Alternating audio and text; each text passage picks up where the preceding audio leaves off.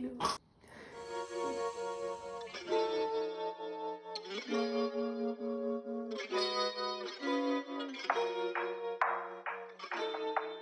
Hello, on se retrouve pour une première vidéo.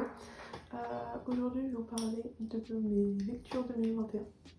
Donc plutôt ma pile à lire, un peu un mélange entre pile à lire et wishlist, puisque il y a quelques livres que j'ai pas encore achetés, mais je suis tellement sûre que je vais les acheter dès que je peux, dès que j'ai de l'argent, dès que je les trouve sur Vinted, etc.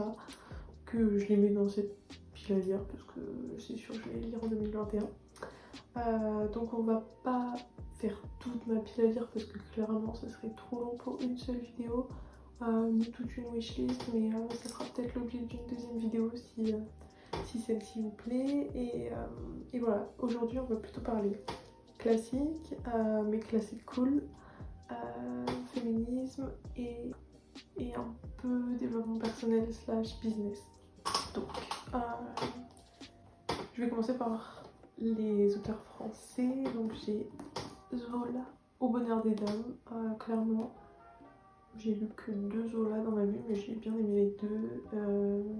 Il y a toujours le prix, je suis désolée, c'est pas pro. Mais en gros, Au bonheur des dames m'a toujours donné envie. Je pense que tout le monde sait de quoi ça parle, mais en gros, c'est le début des grands magasins à Paris. Donc il y a grave ce mood parisien, les femmes qui vont faire leur shopping, le début de la société de consommation en fait et tout ça. Donc hyper cool et vraiment un bon mood pour l'hiver je trouve. En plus je vais passer mon hiver à Paris. Je suis à Paris de janvier à juillet, donc c'est l'occasion de lire ça quoi. Bref, j'espère que ça va être bien, mais je pense que ça peut être cool. Ensuite, j'ai 2 romans de Balzac.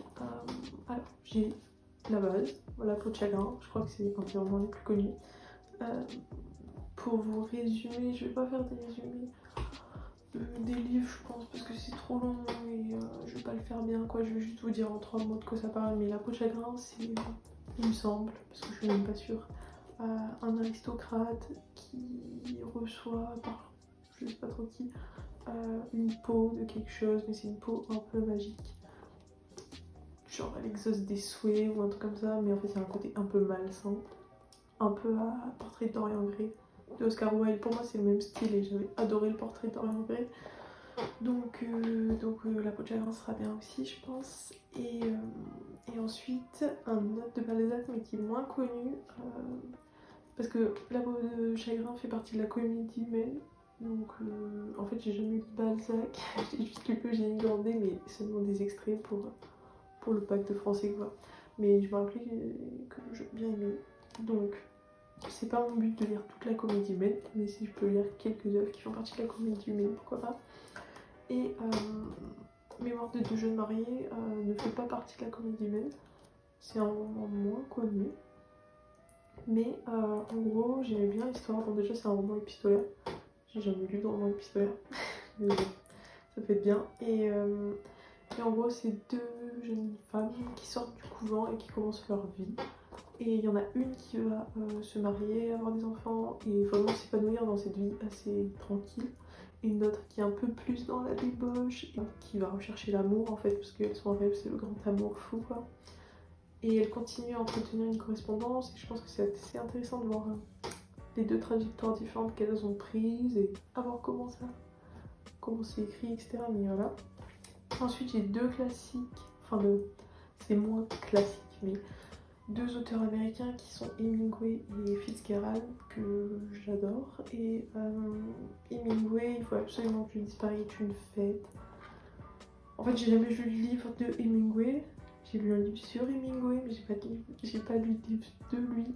Donc je sais pas pourquoi, mais Hemingway et Fitzgerald je les imagine trop et tout, enfin je sais pas.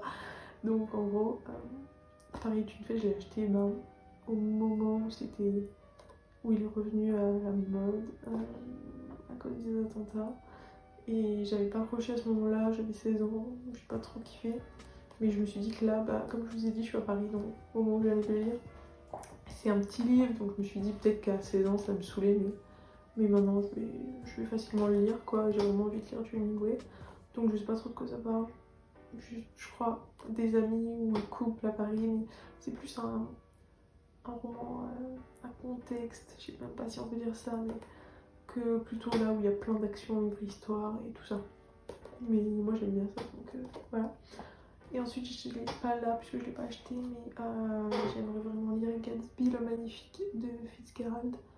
J'adore le film et je pense que je vais adorer le livre. Les années 20, de la débauche et une grande histoire d'amour. Voilà. Moi c'est bon, je suis convaincue. donc voilà, vraiment c'est sur ma pile à lire depuis, c'est dans ma pile à lire depuis un moment, c'est dans ma tête surtout depuis un moment. Je me suis dit 2021 c'est le moment de le lire, donc voilà, en plus ça se passe aux États-Unis et tout. Enfin, bref, j'aime trop.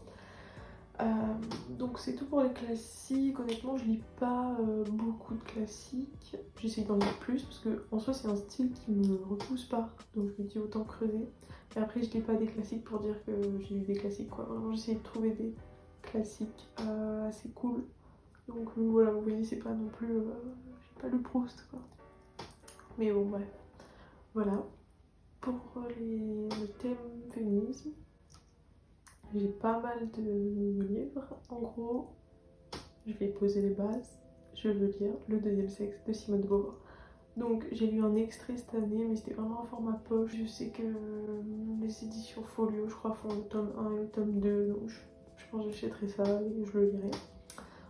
Parce que déjà le petit extrait m'a bouleversée. Donc je pense que l'intégrale serait très intéressante.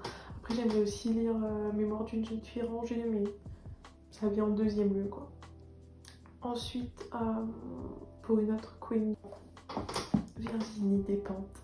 J'adore cette femme. Elle est assez controversée. C'est une féministe extrême. Je dis pas extrême dans le sens péjoratif, mais juste pour prévenir qu'elle est vraiment dans toutes les pensées les plus extrêmes. Et je suis pas d'accord avec tout ce qu'elle dit, mais je trouve que c'est trop intéressant et que il faut vraiment écouter ce qu'elle a à dire parce que même si on n'est pas d'accord, ça nous permet de prendre conscience de certaines choses. J'ai écouté tous ces podcasts avec les couilles sur la table et je vous les recommande. J'ai lu King Kong Theory qui est son essai féministe. Il est révoltant. Par contre j'ai lu un recueil de nouvelles d'elle que j'ai pas du tout aimé parce que trop... je sais pas, ça allait trop loin. Gros trigger warning sur les livres que je vais présenter et sur Virginie Despentes en général qui aborde beaucoup le viol. Donc voilà, soyez avertis et ne lisez que si vous êtes prêts. C'est clairement pas des lectures légères. C'est dur, c'est cru, c'est violent, c'est révoltant, c'est tout ce que vous voulez de... Déjà j'ai Bye Bye Blondie qui est peut-être celui qui me donne le plus envie. Pour faire court, juste c'est une jeune fille qui a été internée pendant son adolescence dans un centre psychiatrique. Donc je sais pas pourquoi, je sais pas quelles sont les raisons, mais trigger warning sur la santé mentale. Et qui rencontre un jeune homme et qui tombe amoureux, ils ont 16 ans, bref, c'est l'amour fou des 16 ans quoi. Et ils se recroisent 20 ans plus tard. Donc voilà. Je crois que ça va pas très bien se passer parce que... Enfin je me dis que ça va pas se passer hyper bien parce que c'est Virginie Despentes, donc voilà, vous attendez pas à une romance légère en mode gros love, mais ça peut être cool. Apocalypse bébé, là clairement, juste dans le résumé, il est marqué entre satire sociale, polar contemporain et romance lesbienne. Donc voilà, écoutez, est-ce que ça vous donne envie ou pas? Moi ça me donne plutôt envie. En fait j'ai acheté un lot sur Vinted donc j'ai pas vraiment choisi les livres, mais pourquoi pas, vraiment j'ai envie de lire tout Virginie Despentes. Donc voilà, et ensuite il y a Baise-moi. Baise-moi a été adapté en film, c'est un de ses premiers romans. Gros trigger warning sur le viol aussi parce que je crois que c'est le thème principal, je suis pas sûre mais voilà. En gros c'est juste deux amis qui sont des rebelles et qui font de la merde. Mais je vous en dirai des nouvelles si ça vous intéresse. Mais voilà, sachez que c'est pas des lectures faciles, qu'on prend pas ça pour se détendre, que même si là c'est des romans donc ça va, mais je pense que c'est quand même des petites claques et il faut être accroché pour le lire quoi. Pour continuer sur ce thème féminisme, j'ai un livre de Emma Baker qui s'appelle La Maison que j'ai vraiment envie de lire. En fait, Emma Baker, c'est une autrice qui a décidé d'aller 1 an dans une maison close à Berlin pour vivre en fait cette expérience et pour voir comment ça se passait, quelle était la vie de ces femmes. Et ça lui a tellement plu qu'elle est restée 2 ans et demi. Donc voilà, c'est un témoignage. Je pense que ça peut être très intéressant de le lire. Enfin, je pense qu'on a beaucoup d'a priori sur tout ça. Et voilà, et puis j'ai vu une interview d'elle dans Brut, ou Combini, ou je sais plus trop quel média, et c'était vraiment. Elle dégageait un truc. C'était vraiment une femme, elle avait un truc. Donc, un dernier essai qui est. Je sais plus l'auteur, mais il est très connu, il est dans les éditions Zone, et c'est Sorcière, la puissance invaincue des femmes. Comment un peu les idées qu'on avait sur les sorcières de l'époque ont impacté les codes qu'on impose aux femmes dans la société actuelle. Donc par exemple, pour vous donner un exemple, parce que là ce que je viens de dire c'est pas clair, quand on dit sorcières là, les sorcières c'était les vieilles femmes qui étaient seules. Aujourd'hui, qu'est-ce qu'on n'a pas envie de voir? Les vieilles femmes qui sont seules. Clairement la vieillesse c'est un sujet qui est complètement rejeté dans notre société. Je sais pas, vous voyez dans les pubs, il n'y a pas de femmes ridées. La ménopause, on veut pas en parler. La femme qui vit, c'est la fleur qui se fane, c'est tout ce que vous voulez. Bref, voilà. Et seule, même si bien sûr on est plus indépendante qu'avant. Oh, une femme sans mec, c'est triste quoi. Hein. Bon, elle est toute seule, elle a personne pour la protéger. Et si elle peut pas avoir d'enfants, et si elle a des enfants toute seule, ça va pas le faire. Et enfin, pour terminer, on va parler développement personnel. Donc là, j'ai que 3 livres. Vraiment, c'est une petite pile à lire là, hein. C'est une petite intro de pile à lire, mais en même temps, c'est les plus importants, c'est ceux que j'ai. Donc déjà, vraiment, je vais poser les bases dans le développement personnel en fait. Pour faire simple, cette année, en 2020, j'ai vachement repris la lecture, mais je me suis éparpillée dans les styles, etc. Du coup, je me suis dit, 2021, on repose les bases sur tout. Donc Simone de Beauvoir et Virginie Despentes, on repose les bases du féminisme. Zola, Balzac, on repose les bases du classique. Et là, on va reposer les bases avec Le pouvoir du moment présent de Eckhart Tolle. Donc, bon voilà, rien qu'au titre, vous comprenez de quoi ça parle. Moi, je trouve que c'est un sujet qui me parle parce qu'en fait, je profite pas du tout du moment présent. Je suis plutôt toujours dans l'anticipation et dans le contrôle, etc. Donc, c'est pas ouf. Donc, il m'intéresse vachement. En plus, l'édition est trop mignonne. Je vous ferai un retour si ça vous intéresse. Ensuite, il y a les 4 accords Toltec de Don Miguel Ruiz. Lui aussi, tout le monde en parle. Grosse base. Bah du coup de quoi ça parle, je sais pas trop. Hein. La loi de la liberté personnelle. Voilà. Mais enfin voilà, tout le monde en a vraiment lui parler. J'ai même pas envie de vraiment lire derrière, etc. J'ai vraiment envie de découvrir au fur et à mesure. Après, j'ai entendu que c'était pas forcément un livre. Putain, je sais pas pourquoi je dis roman à chaque fois. C'était pas forcément un livre accessible à tous. Ou du moins, il est pas hyper facile à lire. Je pense que les livres de développement personnel, c'est pas des livres faits pour être lus vite et en plus ils sont courts, donc je pense que c'est bien pour commencer. Juste, il faut les lire, il faut prendre son temps, on comprend ce qu'on comprend et c'est pas grave si on comprend pas tout et si pas tout ce qui est écrit nous parle parce que on le relira peut-être dans 1 an et nous on va changer et on le lira d'une façon différente. Donc au contraire, moi je vous dis n'ayez pas peur de vous lancer. Ça peut que vous faire du bien et voilà, je vous dirai, mais je pense que, en fait, vu qu'il est court, même s'il n'est pas hyper facile à lire, ça se fait quand même. C'est pour la partie un peu plus business, parce que pour moi, développement personnel et business sont assez liés. En vrai, il y a, ok, le développement personnel dans le sens un peu spirituel, mais il y a beaucoup de côté productivité, etc., qui s'adresse aux entrepreneurs, etc.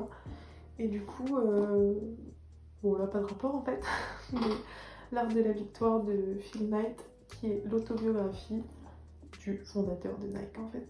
Donc voilà, je l'ai mis dans cette catégorie parce que je trouve que ça va un peu là-dedans, puisque moi personnellement ça me parle vachement et ça m'inspire. Et Nike, moi c'est une marque que j'adore, je porte des Air Force One toute ma vie. Et Et même si j'essaye de m'éloigner de la marque parce que pour des raisons éthiques et écologiques elle ne me correspond plus, c'est quand même un business model qui a explosé, c'est un grand succès et donc très intéressant de lire un peu l'histoire et de voir comment ça s'est passé. Donc c'est assez gros, hein, il y a 600 pages.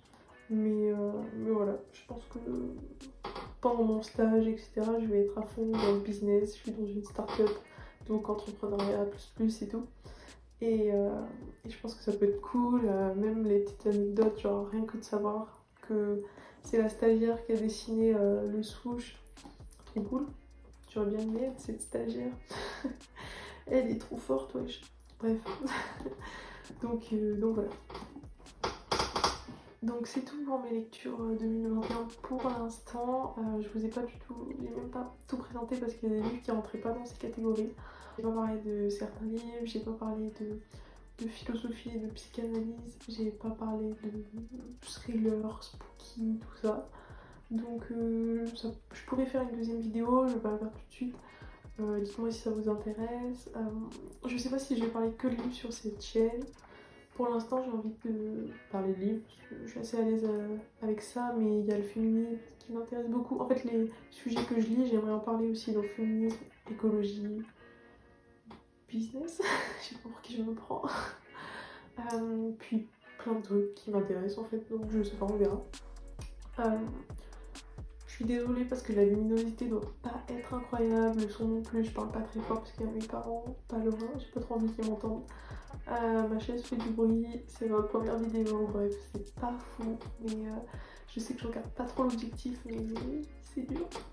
Et voilà, je vais faire de mon mieux au montage.